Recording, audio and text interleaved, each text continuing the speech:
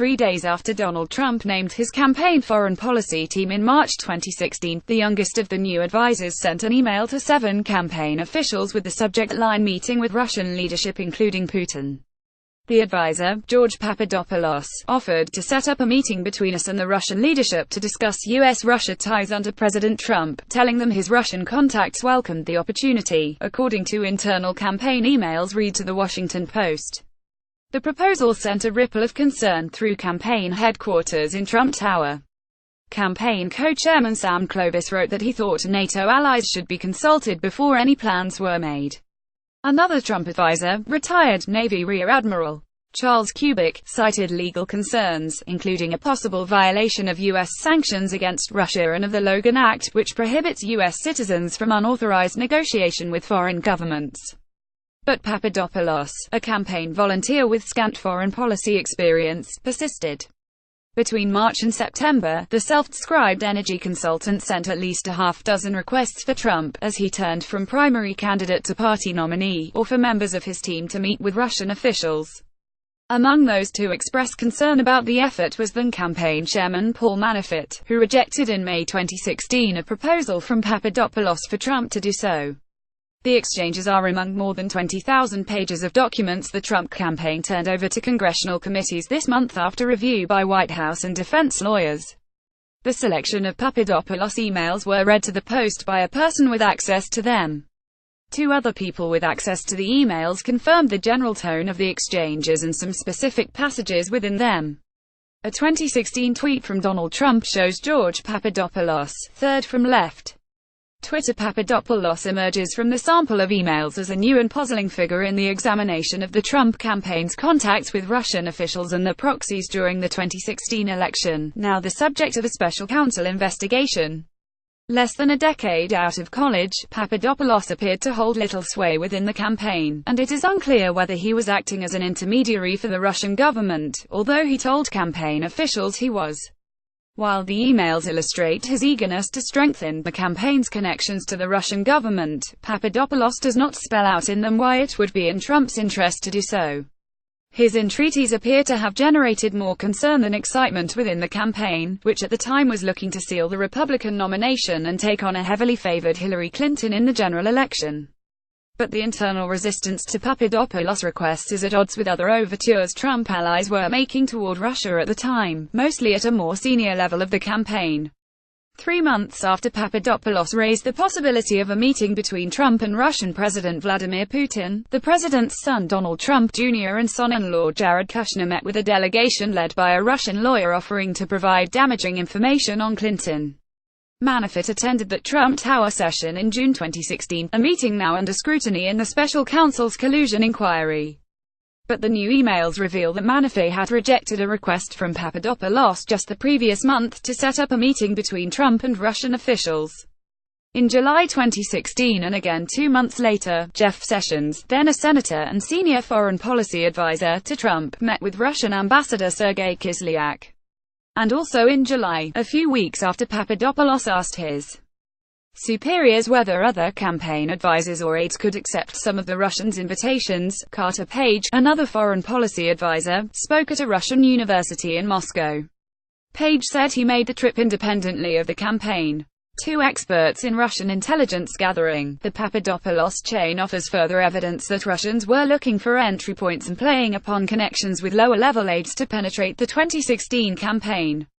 Former CIA Director John Brennan in May told the House Intelligence Committee that he had seen worrisome evidence of contacts and interactions between Russian officials and the Trump campaign, although he offered no specifics.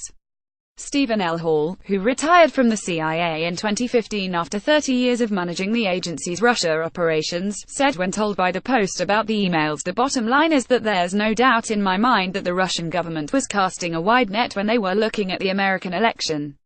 I think they were doing very basic intelligence work. Who's out there who's willing to play ball and how can we use them?" Papadopoulos, a former intern and researcher at the conservative Hudson Institute, was on a list of campaign volunteers that Trump announced as his foreign policy advisory team during a meeting with the Post's editorial board in March 2016. Trump called Papadopoulos an excellent guy. Almost immediately, Papadopoulos came under scrutiny for his lack of experience.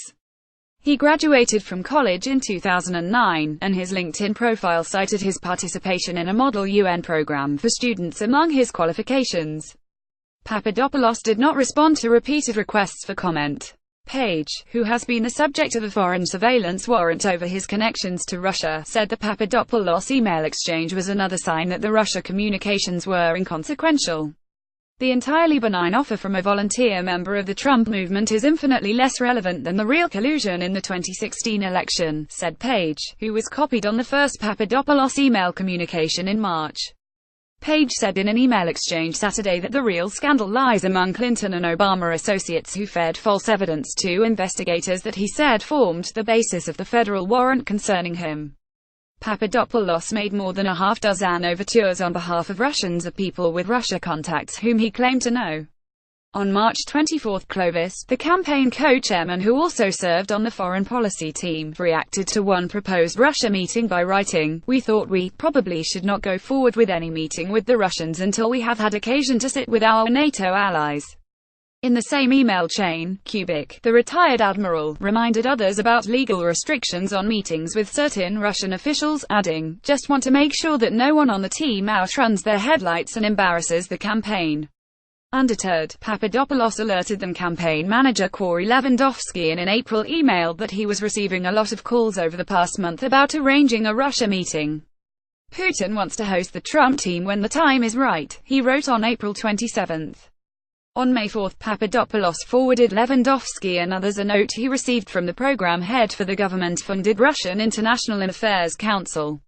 In it, Ivan Timofeyev, a senior official in the organization, reached out to report that Russian foreign ministry officials were open to a Trump visit to Moscow and requested that the campaign and Russians write a formal letter outlining the meeting. Clovis responded to the Timofeyev invitation by noting there are legal issues we need to mitigate, meeting with foreign officials as a private citizen. The email chain does not show a response from Lewandowski, who did not return calls seeking comment. Several weeks later, Papadopoulos forwarded the same message from Timofeyev to Manafort, the newly named campaign chairman. "Russia has been eager to meet with Mr. Trump for some time and have been reaching out to me to discuss," the advisor told Manafort. Manafort reacted coolly, forwarding the email to his associate Rick Gates, with a note, "We need someone to communicate that DT is not doing these trips."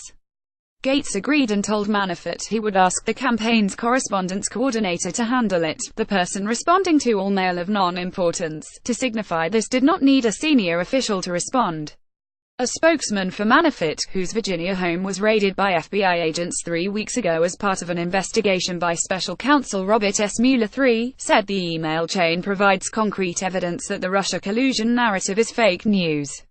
Mr. Manafort's swift action reflects the attitude of the campaign. Any invitation by Russia, directly or indirectly, would be rejected outright, Manafort spokesman Jason Maloney said in a statement. In an email to the Post, Timofeyev confirmed that his organization had discussed a meeting with the Trump campaign in the spring of 2016. The Russian International Affairs Council was created in 2010 by a decree of then-President Dmitry Medvedev as a project of various Russian government agencies. It is led by former Foreign Minister Igor Ivanov. Its board includes Russia's current Foreign Minister, Sergei Lavrov, as well as top Russian scholars and business leaders, among them the chairman of Alfa Bank and Sberbank, two of Russia's largest banks. "We discussed the idea informally as one of the opportunities for dialogue between Russia and the US," Timofeyev said in the email. "Our IAC often hosts meetings with prominent political figures and experts from the US and many other countries." He said the group would have been open to meeting with other campaigns. Clinton spokesman Nick Merrill said officials with the Democrats' campaign have no recollections or record of having been contacted by the group. Similarly, an advisor to Barack Obama's first presidential campaign, former Russian ambassador Michael McFaul, said he could not recall any similar invitation. Tom.Hamburger at washpost.com, Carol.Leonig at washpost.com, Rosalind.Helderman at washpost.com, Adamentus, Alice Kreitz, Devlin Barrett, David Filipov, Philip Rucker and Ellen Nakashima contributed to this report. Read more as Mueller builds his Russia special counsel team. Every hire is under scrutiny, fact-checking the Trump-Russia investigation.